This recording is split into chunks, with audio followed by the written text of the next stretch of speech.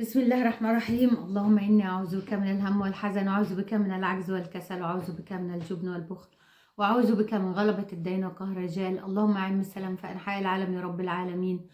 اللهم اشف مرضانا وارحم موتانا، اللهم آمين يا رب العالمين. ازيكم يا حبايبي؟ يا رب تكونوا بخير وبصحة وسعادة وفي راحة بال. فأنا دلوقتي طبعا بقالي كام يوم ما عملتش فيديوهات وكده، وانتوا وحشتوني جدا طبعا، والله العظيم وحشتوني جدا جدا. عايزة اطمن عليكم، عايزة اعرف ايه الاخبار، ايه الجديد معاكم، ايه النظام عامل ايه معاكم. تمام؟ في حاجة مش تمام؟ طبعا انا طالعة اتكلم معاكم. دلوقتي انا دخلت في 3 شهور انا عاملة النظام طبعا زي الفل، نظام جميل جدا. بس انا كنت زعلانة ان انا عندي مشكلة، وخدوا بالكم قوي قوي. يعني كونوا حريصين جدا ان ممكن تحصل لكم حاجة وتشكوا ان المشكلة دي من النظام، وهي تكون بعيدة عن النظام كلية. زي انا مثلا، انا يا جماعة الخير، انا طبعا كان عندي مشكلة. المشكلة انا عندي مفصل صناعي هنا في كتفي، ده كتفي ده مفصل صناعي. فالمهم المفصل الصناعي ده لما انا بحاول ارفع ايدي لفوق مثلا في المطبخ مثلا، اطلع يعني المطبخ مثلا، عايزه اجيب زيت، عايزه اجيب ملح، عايزه، فهو في الضرفه اللي فوق، فبرفع ايدي. فطبعا انا كتفي بيتاثر من الرفعه دي، فبيأثر على العضلات عند ايه، عند العضلات اللي هي عند عند القفص الصدر كده، او تحت الكبد، او من الخلف برضو بيأثر عليا. فانا الموضوع ده عندي بقاله 3 اسابيع، وتعبانه جدا جدا، ونفسيتي تعبانه جدا. ليه؟ انا عملت النظام ومشيت على النظام بقالي 3 شهور، والنظام معايا جميل جميل، معدتي مستريحه، كل جسمي مستريح. بمشي بطريقه، كنت الاول بمشي ازك برجليا لان رجليا طبعا برضو مركبه فيها نص مفصل صناعي. فبمشي ايه، يعني كنت بمشي اعرج شويه برجليا كده. بس من بعد ما استعملت انه مشيت مع النظام بقيت احسن، يعني بمشي كويس ومشيتي طبيعيه، والناس كلهم ملاحظين المشيه دي وكده. فقالوا لي انت بقيتي في فرق كبير، وخسيت كمان بقى، وخسيت كمان. فطبعا انا مش عايزه اوقف النظام، بس مش عارفه الالم ده جاي لي منين، مش عارفه افهم. الالم ده جاي لي، معقوله ان يكون من النظام؟ هل ده القولون مثلا؟ ما لما الدكتور ضياء العوضي قال لنا ان القولون ده بيبقى لافف البطن كلها، اللي هو الغليظ يعني. القولون اللي هو مش الامعاء الدقيقه، الغليظه بتبقى لافه إيه، البطن كلها، وحتى بتسمع ممكن من ورا. فانا في دماغي ان ده يكون قولون. يا ربي، طب انا عايزه اعرف هل انا هسيب النظام علشان انا مش فاهمه ايه اللي عندي؟ طب انا عايزه اروح لدكاتره، ما عدتش عايزه اروح لدكاتره، كرهت، ما عادش عندي ثقه في دكاتره، ولا عدت عايزه اخد ادويه، وما عدتش. في كتير كتير حاجات اتغيرت جوايا، بقى عندي كراهيه للدكاتره، بقى عندي كراهيه للادويه، بقى عندي ليه؟ لان انا حاسه ان انا مشيت 12 سنه، 12 سنه، ومن قبلها في مصر كنت ماشيه على، قول يا جماعه بقى لي 20 سنه ولا حاجه، ولا اكتر من 20 سنه كمان، ماشيه على ادويه، والادويه دي ما عملتليش اي حاجه. ولما مشيت على نظام الطيبات في خلال 3 شهور انا بقيت زي الفل. بس الحته بتاعت المشكله بتاعت الوجع اللي تحت الضلوع ده، فانا مش عارفه اميز ايه الوجع ده. هل في حاجه فجالي اكتئاب؟ اقسم بالله جالي اكتئاب يا جماعه، مش عايزه اسيب النظام، انا مبسوطه على النظام رغم قله الاكل اللي فيه، رغم ان ما فيش الا بطاطس ورز مثلا، ولو لحمه، واللحمه تكترش منها، وفي حاجات كتيره كانت الدكتور قايل عليها الاول. يا جماعه طلعت البطاطا الحمراء لا، الموز ده ممكن ما تستعملوش الا مره واحده كل اسبوع، مره موزه. في اكلات كتير جدا في النظام كان الدكتور بيقول عليها الاول واتمنعت. فلازم تاخدوا بالكم جدا، الكوسه، القلقاس، البتنجان، ال ال القشطه اللي موجوده، القشطه اللي هي المعلبات، اللي هي الكامله الدسم، اللي هي بوك دي، اللي بيقولوا عليها بوك مكتوب عليها كده، اللي هي الصفيحه دي، العلبه الصغيره من الصفيحه دي اللي موجوده. القشطه اللي بتطلع من اللبن دي، من على وش اللبن دي لا. المكسرات لا. في حاجات، الطماطم طلعت لا. ما تستعملهاش. الطماطم اللي بتاخد نسبة كيماويات كتيرة وأدوية علشان الدودة وعلشان السوس اللي بيبقى فيها، فبتأثر عليك صحيا. التفاح والكمثرى والحاجات دي ما تستعملهاش الا يكون متقشرة. الجوافة لازم البذر بتاعها يكون متشال والقشر بتاعها برضو. ففي حاجات كتير. فانا راضيه بالنظام ومبسوطه بالنظام. انا يا جماعه مشيت على انظمه كتير، يعني مشيت قبل كده على انظمه كتير ان انا اخس. ممكن اخس انزل في الوزن شويه، لكن ما بروقش، يعني ما بحسش بالتحسن في جسمي والفابرومالجيا تروح. او مثلا انا يا جماعه عندي كتير، كان عندي يعني مثلا اقول لكم كنت بقوم من النوم انا عندي فابرومالجيا، كان عندي يعني. ولما استعملت النظام الطيبات راحت من عندي خالص، ألمها ما عادش موجود، الحمد لله بقيت زي الفل. كنت بقوم من النوم كل يوم دي صوابعي يا جماعه عامله كده. بصوا يعني لازم اقعد احط ايدي في ميه واغسل ايدي واحط ايديا في ميه ساقعه وميه سخنه عشان ده يفك. تخيلوا كنت اقوم الصبح ايديا عامله كده، ولا اقدر افردها كده ولا اعملها كده، ما اقدرش، ثابته كده، هي عامله كده اهو. المهم بعد نظام الطيبات بقالي دلوقتي 3 شهور يا جماعه النظام. اقوم الصبح ايديها ما شاء الله فله. امبارح اتخبطت خبطه، قسما بالله يا جماعه اقسم بالله العلي العظيم اتخبطت خبطه امبارح في ايديا. الخبطه دي انا كنت اتخبطتها من سنه، سنه 11 شهر السنه اللي فاتت، اللي قبلها. يعني بقى لي دلوقتي كام سنه اهو، والله العظيم 3 في صبعي ده. صبعي ده اهو. كنت عندي كورس الماني وكنت بمتحن ونازله على السلم، ونازله من على السلم بقى وايه، وبحط ايدي على السلم كده وانا نازله حديد، وتقوم صابع منتوش كده في قلب الحديد. ومن يوميها لحد الان في الم في صبعي. تخيلوا كام سنه. ها من ساعه ما عملت نظام الطيبات الالم ابتدى يخف بالتدريج. الخبطه اللي انا خدتها امبارح في ايديا هنا خبطه رهيبه يا جماعه، اتخبطتها في ايدي امبارح هنا. انا قلت على العوض، ايديا اتشلت ما عدتش اقدر احركها سنين بقى. والمهم ان انا مفيش 3 4 دقايق الاقي الالم كله راح وايديا عاديه. ايه ده؟ ايه الجمال ده؟ ده نظام الطيبات يا جماعه. ضوافري جامده، ضوافري قويه. معنى ان ضوافرك فيها قوه كده، معنى كده ان العظم بتاعك نفسه بيستفيد من النظام. يعني العظم بتاعك نفسه بيتحسن. طبعا النظام مش هيبين مثلا لو واحده عندها هشاشه عظام او عندها مشاكل في العظام قديمه، فمش هتبان بين يوم وليله ولا بين شهر ولا 2 ولا 3 يا جماعه. الحاجات دي انا لما العظم بيتكون او العظم بيتحسن من الهشاشه، ده بيبقى عامل زي الغربال كده العظم. فانت عظمك هيتحسن. اصبري، الموضوع عايز صبر. بالنسبه في امراض بتبقى عايزه، يعني مثلا الضغط ده بيروق بسرعه جدا. مرض السكر برضو بيروق بسرعه جدا.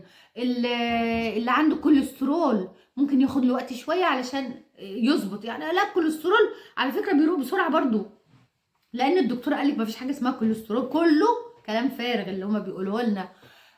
مثلا في مثلا ايه اللي بيروق بسرعه يا جماعه؟ الفابرومالجيا اللي الدكتور كان، اللي العالم كلها مش عارفه له دواء، الفابرومالجيا. انا رقت تقريبا من اسبوع ل 12 يوم، حسيت براحه جدا. طبعا بقى اللي هي المشاكل بتاعه الفقرات القطنيه والانزلاق الغضروفي والمفاصل ده عايزه لها وقت شويه. ما حدش يتسرع ويقول لي يا جماعه لا انا ما اتحسنتش. خليكي ماشيه على النظام، هتتحسني صدقيني. يعني انا اللي مستغربه له لما كانوا يقعدوا يقولوا لنا السكر في الانظمه التانيه، ما تستعمليش السكر، ما تعمليش. وكنت بجيب دايما اللي هو الاستيفيا، يا اما اجيب اللي هو السكرين. لا، والحاجات دي كلها على فكره مضره يا جماعه لانها مش طبيعيه. وكنت ما بستعملش الا هي، وكنت رغم كده بتخن وامشي على النظام وبخس بالعافيه، وبطل سكريات وبخس انا دلوقتي يا جماعه باكل سكر وباكل شوكولاته وبحط سكر في القهوه بتاعتي. دلوقتي رجعت للقهوه بس بشربها يا جماعه، ما حدش يتقل القهوه. اللي عنده مشاكل في القولون برضو ما يشربش قهوه تقيله. انا كنت بتقل القهوه بصراحه ربنا، لا بحط يا دوبك معلقه صغيره وبسيبها تغلي وبصفيها. فما عدتش بستعمل قهوه تقيله زي ما كنت بشربها الاول، بشربها خفيفه. الشاي الاخضر انا بصحة ربنا ماليش تقول عليه خالص، يعني ما بحبتوش. شربته كام يوم كده ومش بحباه خالص. فحبايب قلبي النظام جميل. يعني رغم ان انا بحط قهوه، كل حاجه باخدها في السكر، بشرب عصاير، باكل شوكولاته، واختار الشوكولاته اللي بدون مكسرات او ويفر اللي هي فبسكويتات وحاجات دي، لا، خدوا شوكولاته مضمونه وساده، وما تكونش دارك، الشوكولاته السوداء لا. فانا يا جماعه يا جماعه حبايب قلبي، بصوا يا جماعه، والله العظيم، والله العظيم انا طالعه بقول لكم الحاجات اللي انا بستفيد فيها. انا عندي مشكله لسه في رجليا، في ركبتيني. انا الدكتوره قالت لي عندك ميه في ركبتك، وعندي تضخم في الفقرات القطنيه، وعندي ارتشاح. ورغم كده انا ماشيه على النظام زي ما انا ماشيه، وبحس بتحسن بس بطيء، بس بتحسن احسن من الاول بكتير، انا مش هكدب عليكم. فانا ماشيه معاكم واحده واحده، وانتم مش معايا واحده واحده. واللي عايز اي حاجه يا جماعه، معلش الايام اللي فاتت انا مشغوله شويه في حاجات، شغلانه كتير واوراق وبعمل حاجات فحتى كمان عايزه اسافر مصر وموضوع السفر ده مضايقني شويه، في حاجات معطلاني هنا. دراسة ابني هيخلص 3/7، في حاجات مواعيد عندي مخلياني متعطلة، وانا عايزة اسافر بصراحة. يعني والدتي تعبانة، نفسي اشوفها، نفسي اشوف اهلي، زهقت شوية من الغربة يا جماعة. فحاجات مضايقاني نفسيا، ومش قادرة ارد على الناس، والله العظيم يعني سامحوني. فانا نفسي ارد، ونفسي اعمل لكم اكلات، ونفسي. وبعدين خدوا بالكم يا جماعة، اللي الدكتور منعه ممنوع. ما حدش يقول اجرب واعمل بقى غير ما الدكتور قال، واللي يمشي مع جسمي. لا، اللي الدكتور قال لكم عليه امشوا عليه، لان الدكتور دلوقتي مش موجود. الدكتور دلوقتي لو موجود يا جماعه هنرجع له وهنساله، انما دلوقتي الدكتور مش موجود، هنسال مين؟ هنسال مين؟ وانا بصراحه ربنا ما عادش عندي ثقه في اي مخلوق، ما عادش عندي ثقه في دكاتره، ما عادش عندي ثقه في برضو، لان في ناس ما زالت هم عندهم ضمير، ودكاتره محترمين جدا، ودكاتره مع دكتور الله يرحمه، مع دكتور العوضي، ومقتنعين بنظامه. وفي ناس بتطبق النظام، اقسم بالله يا جماعه النظام اتطبق في المانيا، وطلعوا برضو حرب الدكاتره اللي هم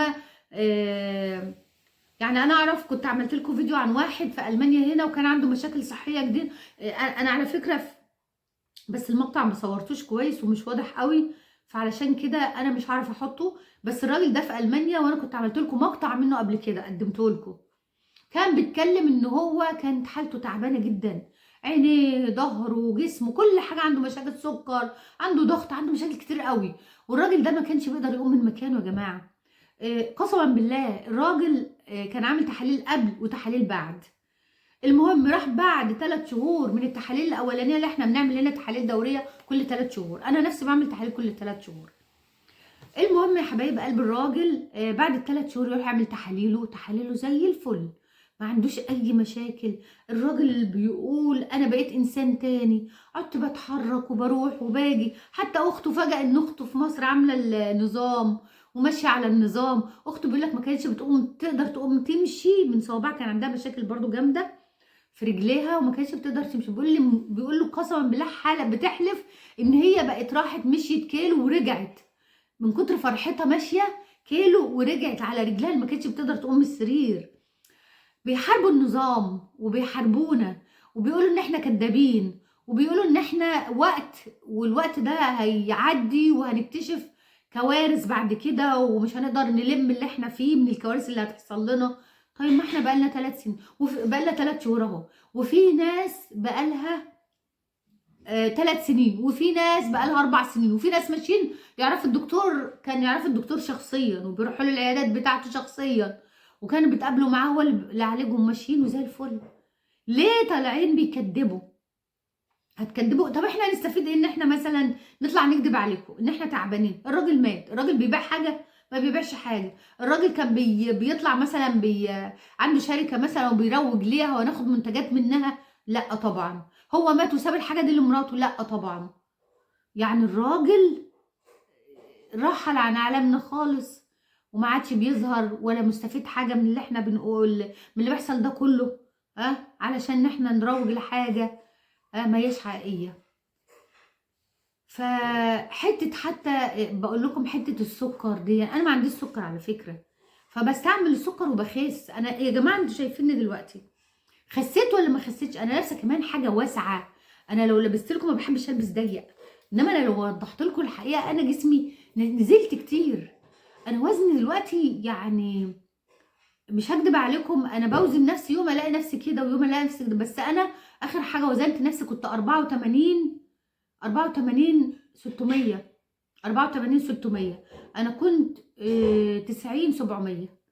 يعني خسيت في الفتره دي، رغم ان باكل سكريات وباكل شوكولاته وباكل نشويات سكر وباكل، انت عارفين ان الرز والبطاطس بتحول لسكريات برضو، ورغم كده بخس. ايه طب مين بقى اللي نصدقه؟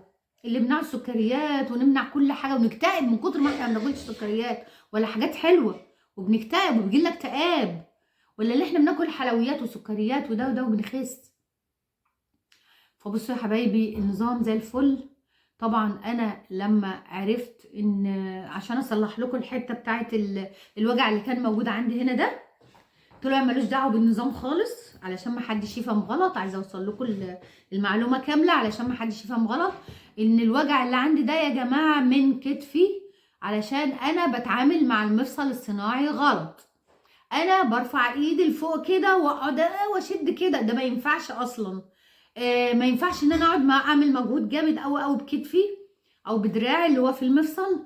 انا طبعا بتعامل بطبيعه جدا جدا وما باخدش بالي الا بعد ما الالم بيجيلي. فانا قعدت امبارح، قعدت مع بصراحه ربنا مع الشات جي بي تي او جيميناي، وقعدت اتكلم وابعت له ويقول لي. المهم بقول له في وجع هنا، انا خايفه ومش عايزه اسيب النظام، والنظام انا مسرعه عليه ومبسوطه ونفسيتي مكتئبه قوي ان انا ممكن اسيب النظام وبسبب حاجه زي كده، خايفه يكون من النظام. المهم قعد يقول لي ممكن من كذا ومن كذا ومن كذا، وقعدت اجرب بقى على نفسي. المهم قال لي ممكن يكون العضلات نفسها، العضلات بتاعه الايه، لان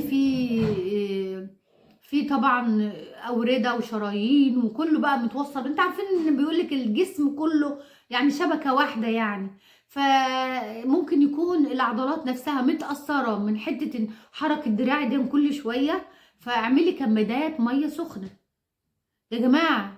اقسم بالله امبارح طول النهار جيت من بره، كان عندي مشاوير، جيت من بره عملت القربه اللي هي بتاعت الميه السخنه، ومش جربتها مره واحده، مره واتنين وتلاته، وكل ما تسخن وتبرد تبرد يعني اقوم رجعت تاني عاملاها، لحد ما ايه، حسيت براحه.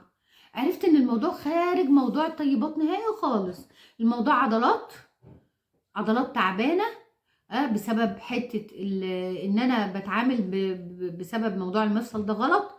فابتديت ان انا اكون حريصه جدا لما اجي اتعامل، ما اشدش حاجه تقيله، ما ارفعش حاجه، ما ارفعش ايدي لحاجه فوق، او اشيل حاجه تقيله من فوق تكون متعلقه فوق، لان طبعا دي بتاثر عليا. عرفت، فهمت عرفت ان موضوع عضلات. المشكله في العضلات عندي بسبب التعامل مع المفصل غلط. فخدوا بالكم محدش يظلم نظام الطيبات يا جماعه. النظام ده ممتاز ممتاز ممتاز. في ناس هنا في المانيا، الدكتور الراجل اللي انا حكيت لكم عليه ده حب يوصل الموضوع، وفي دكاتره وخدوه وابتدوا يطبقوه على ناس المان، قسما بالله ده حصل. ولو عرفت اجيب الفيديو هصوره لكم وهجيبه لكم يا جماعه علشان ااكد لكم كلامي. لان المقطع اللي انا صورته ما هوش حلو، مش حلو خالص، مش واضح. ف وبيقول لكم طبعا لما هو لما ابتدوا يعالجوا الناس، والالمان فرحانين جدا، مجموعه من الالمان، وابتدى الدكتور مجموعه الاطباء دول يشتهروا من هنا.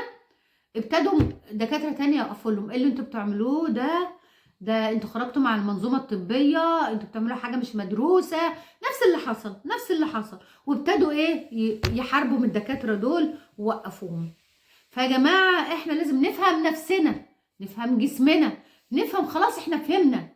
يعني انا امبارح عملت لكم موضوع عن مستشفى الشاطبي بالاسكندريه. ابتدى الدكاتره اللي عندهم ضمير وعندهم رحمه بالمرضى ابتدوا يطلعوا يتكلموا. يعني قلنا ان الدكتور ابتدى، الله يرحمه الدكتور العوضي، ابتدى جراءه، ما خافش من حد وطلع اتكلم وطلع. هو درس النظام بتاعه 15 سنه، بيقول لك بدرس في النظام بتاعي، وما كانش لوحده، كان معاه اخوه، وبعدين اخوه سابه بعد 3 سنين من هم كانوا مع بعضهم، سابه وبقى الدكتور يشتغل على المرضى بتوعه، وبقى يعالجهم في العياده بتاعته، وحالات كتيره يا جماعه. ده انا امبارح شفت حاله، اقسم بالله شفت حاله شلل رباعي. اقسم بالله انا غلطانه ان انا ما سويلكوش المقاطع دي. حاله شلل رباعي يا جماعه. قسما بالله بيقول لكم كنت بخاف اخرج، ما اقدرش اكل اي اكل وانا خارج، لانه طبعا انتوا عارفين هو عايش بقسطره يا عيني، ان هو ما بيقدرش يعني على طول، وبامبرز بقى واخواته بيغيروا له، ونفسيته تعبانه بسبب الموضوع ده. فهو بيطلع بيتكلم شاب مش عارفه هو خليجي او سوري والنبي يا جماعه، وقعد يتكلم يعني عن المحله بتاعته، وقسما بالله بيقول لكم، مش هقول لكم ان هو قام يمشي، لا، ساب البرشام اللي هو كان على طول بيستعمله بسبب حته كان في دواء بيستعمله هو، طلعه بالاسم بتاعه كمان وكل حاجه. بس انا طبعا ما قدرتش اركز في الحته دي، ما ركزتش عموما يعني، او في المقطع ده ما ركزت، كنت نفسيتي تعبانه شويه، ما قدرتش بصراحه، ما كانش ليا مزاج اعمل حاجه. لكن بيقول لكم انا سبت الادويه اللي كانت لازم ياخدها، والادويه دي كانت بتعمل له اثار جانبيه سيئه. فقال لكم انا سبت الادويه، مش سابها، بقى يسيبها بالتدريج، يعني ما سابهاش مره واحده، بقى يقسم البرشامه، ياخد البرشامه برشامه كامله، بعدين نص، بعدين لقى نفسه ابتدى يتحسن، بقى يسيب البرشام كله، واحده في واحده ساب البرشام كله، وفرحان وسعيد. ليه؟ حتى لو ما تحسنش 100%، لو تحسن نسبه 50%، 25%، في تحسن برضه، صح ولا لا؟ انما مثلا ان البني ادم يبقى مريض 100% دي، وعلى طول برشام، وعلى طول ادويه، وعلى طول ما اقدرش اتحرك، وعلى طول ان انا اخرج الصبح من غير ما افطر، او خايف ان انا اخد ادويه بسبب ان انا لو خرجت ممكن يحصل لي مشاكل في حكايه البول او الحمام عموما. الشخص ده يا عيني فرحان وطالع بيقول غيرت حياتي اتغيرت. حبايب قلبي، النظام زي الفل، وخلينا مستمرين عليه، وربنا ان شاء الله يا رب ييسر الحال، واحنا مع بعضنا الى ما لا نهايه، لحد ما نثبت للناس كلها طب هقول لكم حاجه، تعرفوا ان البيض في مصر، البيض في مش في مصر بس، ده في كل الدول يا جماعه، البيض والفراخ، البيض كرتونه البيض، انا كنت بشوفها في مصر 190 جنيه.